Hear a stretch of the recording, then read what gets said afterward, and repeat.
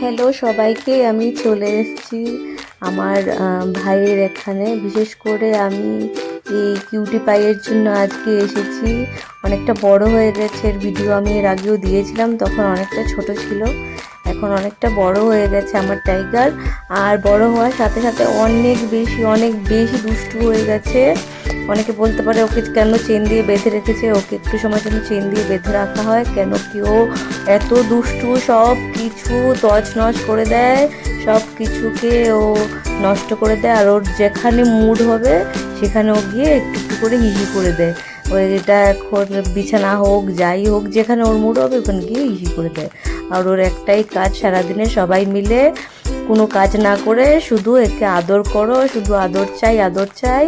আর একটু পর পর নাচানাচি, এই যে এইভাবে একটু পর পর নাচবে, সবাইকে দেখাবে আর সারাদিন বলবে আমাকে আদর করো, আর কিচ্ছু করতে হবে না কাউকে।